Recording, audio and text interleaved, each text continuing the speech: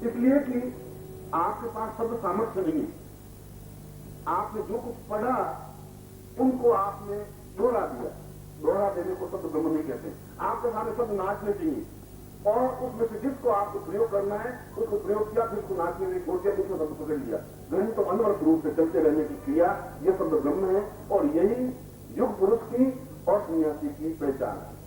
सन्यासी बोल सकता है, सन्यासी केवल व्यक्त कर अनुभव कर सकता है, युग पुरुष बता सकता है। इसलिए कि अत्यंत प्रखर विशिष्ट तो गर्व चिंता है। सामान्य आदमी को जो गर्व मिल जाता है उसमें प्रवेश कर लेता है। यह जीव और ये ब्रह्म का मूल रूप से अंतर है। जीव मरता है तो वापिस जो भी गर्व मिल जाता है उसमें जो गर्व तैयार होता है उस गर्व में उसको प्रवेश करना ही पड़ता है। उसके सिलेक्शन उसके पास नहीं होता, वो सिलेक्शन कर ही नहीं सकता क्योंकि उसके पास सामर्थ्य नहीं है। मरने के बाद उसके पास सामर्थ्य रही नहीं। मगर जो युग पुरुष है, जो शब्द की सामर्थ्य लिए हुए है, जिसमें तेजस्विता है, जो प्रखरता है, वो सामान्य गर्भ में जन्म नहीं ले सकता। गर्भ उसको एक्सेप्ट करेगा ही नहीं। उसके लिए वह उस गर्भ को चुनेगा जो गर्भ सामर्थ्यवान होगा, क्षमतावान होगा। हो सकता है उसको 10 साल लग जाए उस गर्भ को चुनने में, 20 साल लग जाए, 25 साल लग जाए। महावीर को गर्भ चुनने में 250 साल लगा। कृष्ण ने भी वापिस जन्म दिया, हो सकता है उनको काफी जन्म। राम के बाद सीधे कृष्ण ने जन्म दिया। त्रेता युग के बाद द्वापर युग में आकर जन्म लेना पड़ा और गीता में कहा अहम रामे बताहा, मैं राम हूं। आप गीता पढ़िए 10वें अध्याय साफ लिखा, मैं राम हूं। अगर योद्धाओं में धनुर्धर है तो मैं राम धनुर्धर हूं। गर्भ को वासुदेव की गर्भ में बिल्कुल वह तेजस्वी, उसको गर्भ में एक्सेप्ट हुआ। प्रत्येक जीव उस गर्भ का चयन नहीं कर सकता और इस प्रकार का गर्भ लेने वाला व्यक्ति अगर आता है तो कोई आवश्यक नहीं वो रोए, और अगर नहीं रोते तो घर वाले बहुत चिंतित हो जाते हैं। अगर एक दिवस नहीं रोए तो दाई, डॉक्टर, घर वाले सब चिंतित हो जाते हैं, क्या हुआ, रोया नहीं, क्या बात, बहुत परेशान हो जाते हैं। क्योंकि नहीं रोने का तात्पर्य समाप्त हो जाएगा, खत्म हो जाएगा, यह कुछ जीव है ही नहीं, क्या है। और जो ही रोने लगता है तो सांस आदमी जिंदा है, बिल्कुल सही। मगर जो पुरुष की पहचान ये है कि वो घंटे, 2 घंटे, 3 घंटे, 5 घंटे नहीं रोता। एहसास हो जाता है कि ये ब्रह्म, ये जीव और ये पहचान। हमारी सूक्ष्म दृष्टि तो अलग है, मगर स्थूल दृष्टि की पहचान ये आत्मा संपन्न है। तो उसकी सबसे बड़ी विशेषता यह है कि हो सकता है मृत्यु को प्राप्त हो जाए, हो सकता है अमृत्यु को प्राप्त हो जाए। उसके सामने दोनों विकल्प हैं। आप उस दिव्य साधना को लेकर के, दिव्य दृष्टि को लेने के बाद आप कहां फलक पे जाते हैं, कितने साल तक इस शब्द ब्रह्म के माध्यम से जिंदा रहना चाहते हैं, वो आपके माध्यम से। मृत्यु आपका वर्णन नहीं कर सकता, मृत्यु में इतनी हिम्मत नहीं, इतनी क्षमता नहीं है। और अगर मृत्यु को प्राप्त होते हैं तो गर्भ चुनने की आपके पास सामर्थ्य है। 2 दिन बाद, 10 दिन बाद, 2 महीने बाद, 200 साल बाद, ये आपके हाथ में। आपको वही गर्भ मिले जिस गर्भ में वापिस तेजस्विता पैदा हो सके। राम की मृत्यु तो हुई सदियों में डूबने से, मगर उनको गर्भ चुनने में पूरा एक युग लग गया। कृष्ण जैसा युग पुरुष ये नहीं कहता मैं राम हूं, ऐसा नहीं कहता। इतना झूठ नहीं बोलते वो, इतना सत्य आचरण नहीं करते वो। उन्होंने कहा कि मैं और कोई नहीं हूं, मैं तो राम हूं। गीता में सही उसने कहा, ये सत्य है। मैं इस दिव्य साधना जो आपको मैं दिव्य साधना देने जा रहा हूं, मैं उसका एक सिम्टम समझा रहा हूं कि दिव्य साधना, शास्त्रीय प्रमाण यह है कि दिव्य साधना केवल सन्यासी को ही दी जा सकती है और सन्यासी जो छोड़ सके, त्याग कर सके। त्याग करने की क्रिया होनी चाहिए और त्याग वह होगा जब उसके पास कोई चीज होगी तो त्याग करेगा। ये है ही नहीं तो त्याग करेगा ही क्या। तो मेरी दादी कहती थी, मुझे पूरा ज्ञान नहीं, दादी कहती थी कि बहुत तू अशुभ है, तू अशुभ पैदा हुआ। मैंने कैसे, कि तू रोया ही नहीं, 2 घंटे हो गए और हम तो दफनाने की सोच रहे थे। तो छोटे बालों को दफना जगह तो नहीं, ये तो कुछ सांस ले नहीं रहा है और रो नहीं रहा है, तो या तो ये अल्पविकसित है, पूरे 9 महीने का है ही नहीं, और था तो 9 महीने का गर्भ, फिर क्या हुआ। और ये कैसी बहू घर में आ गई, ये तो बेटा ही रो ही नहीं रहा है और बड़ा सुई चुभ गई, ये तो रोई नहीं। फिर 2.5 घंटे बाद रोए तो दादी को सांस आया नहीं, अब जिंदा रह गए, अब जिंदा रह गए।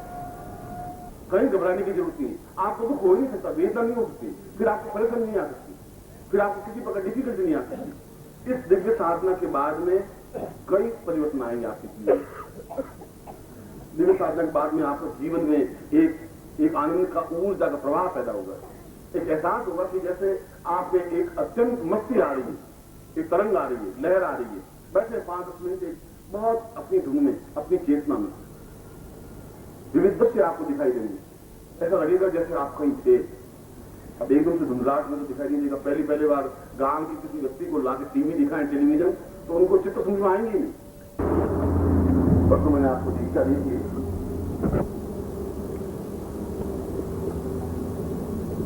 और दीक्षा दी थी आपके और मेरे प्राणों से सीधा संबंध जोड़ने की क्रिया। और आज सुबह साधना में कुछ चिंतन को मनन आया और विचार आया कि आपको दूसरे साधना है तेजी की जाए। और उसी दिव्य तेजी पिता के लिए मैं उस प्रयोग को संपन्न करवा रहा हूं। आपके सामने जो कड़ा है वो आपके सामने रखिए।